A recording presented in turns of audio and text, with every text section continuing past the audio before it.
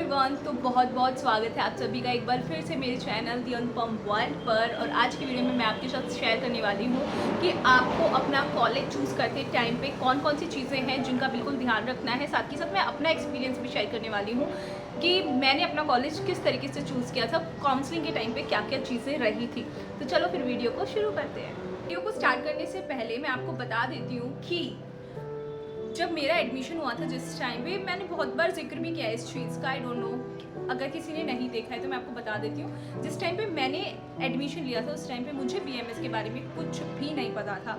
Exact zero knowledge थी। मुझे ये तक नहीं पता था कि किस तरह के सब्जेक्ट्स होते हैं, कौन कौन से कॉलेजेस हैं, क्या नहीं है। बस मुझे इतना पता था आयुर्वेद होता है, आयुर्वेदिक डॉक्टर्स होते हैं एंड वो ट्रीटमेंट करते हैं, बस इतना। सो काउंसलिंग के टाइम पे सबसे पहले मैं आपको बता दूं, कॉमन एंट्रेंस टेस्ट हुआ था, उसके थ्रू मेरा एडमिशन हुआ था। अभी जो है सारा कुछ नीट के थ्रू हो गया है, कोई अलग से टेस्ट नहीं होता है। सो काउंसलिंग जो है, एक तो हमारी इतने ज़्यादा टाइम बाद हुई थी ना कि हम लोग वेट कर करके परेशान हो गए थे। हम लोगों को ऐसे लग रहा था होगा भी एडमिशन कि नहीं होगा, क्योंकि बहुत ज़्यादा डिले हो गया था काउंसलिंग के टाइम पे। सो मेरे को हरियाणा में ही एडमिशन लेना था, हरियाणा के लिए टेस्ट दिया था। एक्चुअली मेरा मन था कि मुझे चंडीगढ़ जाके पढ़ना है, लेकिन उस टाइम पे मुझे पता ही नहीं था कि वहाँ पे डोमिसाइल की ज़रूरत होती है कि नहीं होती है, और मुझे बताने वाला भी कोई नहीं था। और घर वाले तो चाहते थे कि हरियाणा में रहूँ, चंडीगढ़ थोड़ा दूर पड़ जाता है बिकॉज मैं फरीदाबाद एनसीआर से हूँ। सो ऐसा कुछ था, तो मैंने हरियाणा का एंट्रेंस दिया। अब कुरुक्षेत्र यूनिवर्सिटी काफ़ी अच्छी यूनिवर्सिटी है, लेकिन मेरे मार्क्स जो है थोड़े बहुत कम रह गए थे, तो उधर तो एडमिशन होना नहीं था। उसके बाद वही इकलौता गवर्नमेंट कॉलेज है हरियाणा में। उसके बाद सारे प्राइवेट थे। सेमी गवर्नमेंट खानपुर कॉलेज आता है, मुझे ऑल गवर्नमेंट कॉलेज में एडमिशन लेना नहीं था। साथ के साथ मैं देख रही थी कि जितने भी कॉलेजेस हैं हरियाणा में आयुर्वेद से रिलेटेड, वो सारे के सारे मेरे घर से बहुत ज़्यादा डिस्टेंस पे पढ़ रहे थे। टीबीआई यूनिवर्सिटी, अगर किसी को नहीं पता है तो टीबीआई यूनिवर्सिटी भी है दिल्ली में, काफ़ी पुराना कॉलेज है आयुर्वेद का।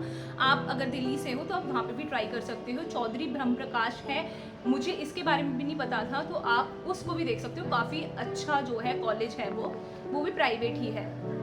सो मैंने देखा कि रोहतक सबसे पास में पड़ता है, तो मैं खुश हो गई। और काउंसलिंग के टाइम पे I don't know why how, जो लोग गॉड ब्राह्मण से हैं उनको पता भी होगा कि बहुत ज़्यादा क्रेज़ रहता है कि गॉड ब्राह्मण में एडमिशन मिल जाए, बस गॉड ब्राह्मण में मिल जाए। तो मेरे को भी हो गया, अरे वाह ये तो बहुत अच्छा हो गया कि रोहतक में भी है और ये कॉलेज है और इसी में एडमिशन मिल जाए। बस यार मेरे को ज़्यादा दूर भी नहीं रहना पड़ेगा घर से।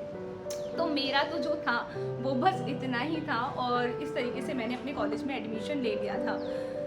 और मैंने अपने कॉलेज से पहले कोई और कॉलेज नहीं देखा था। इवन मैंने अपना खुद का कॉलेज भी नहीं देखा था जिसमें मैं एडमिशन लेने वाली हूँ। सो बस ये कह सकते हो कि अंधाधुंध मेरा जो है अपने कॉलेज में एडमिशन हो गया था। अब मैं आपको बताने वाली हूँ कि आपने कौन कौन सी चीज़ें ध्यान में रखनी है एडमिशन लेते टाइम। सबसे पहले तो आपको अपने स्टेट में जितने भी बीएमएस कॉलेजेस हैं ना, उनका पता होना चाहिए। दूसरा, आप ये अपने दिमाग में क्लियर कर लो कि आपको किस स्टेट में जाके करने का मन है पढ़ाई। फिर आपके नीट के मार्क्स तो आ ही चुके हैं, उसके अकॉर्डिंग देखो कि आपको कौन कौन से कॉलेजेस अलॉट हो सकते हैं, बिकॉज सबसे पहले मार्क्स जो है वो मैटर करते हैं।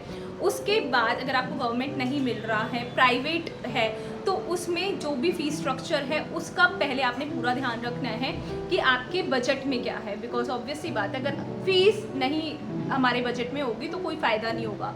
तो फीस का पता करो, साथ ही साथ आपको क्या रिक्वायरमेंट्स हैं आपकी कॉलेज में, वो चीज़ का भी जो है आपको ध्यान रखना है। फॉर एग्जांपल, अगर कोई बच्चा है जो फिर से नीट की प्रिपरेशन करना चाहता है, तो उसके लिए कॉलेज इस तरीके का होना चाहिए कि वहाँ पे अटेंडेंस का इतना इश्यू ना हो। अगर उसे एग्ज़ाम के टाइम पे जो है कहीं एग्ज़ाम्स वगैरह की डेट क्योंकि कई बार पड़ जाती है, सो इस चीज़ का ध्यान रखना है। ये सिर्फ एक छोटा सा पॉइंट था। उसी तरीके से अगर आपने सोच लिया कि आपने बीएमएस ही करनी है और आपने आयुर्वेद में जाने, तो आपकी रिक्वायरमेंट्स उस तरीके से होंगी। सो अपने माइंड को क्लियर करो और अपनी जितनी भी रिक्वायरमेंट्स हैं वो सारी चीज़ें जो है आप नोट डाउन कर सकते हो। जैसे फॉर एग्जांपल, बहुत सारे बच्चों को नहीं होता है कि ऑल गर्ल्स कॉलेज में पढ़ने का या फिर ऑल बॉयज़ कॉलेज में पढ़ने का, तो फिर उसके हिसाब से आपको जो है कॉलेज लिस्ट डाउन कर लेने चाहिए कि इनमें तो मुझे नहीं जाना है, बिकॉज एक्सपोजर का भी एक बहुत ही ज़्यादा मेन रोल होता है। फिर आयुर्वेद जो है उसको समझना सीखना इतना आसान नहीं है, इंटरेस्ट बनाने में बहुत ज़्यादा टाइम लग जाता है।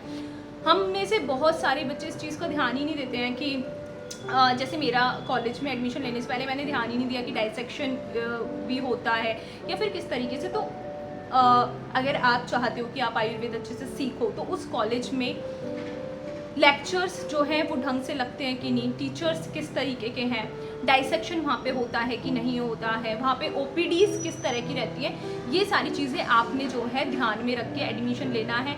साथ ही साथ आसपास का,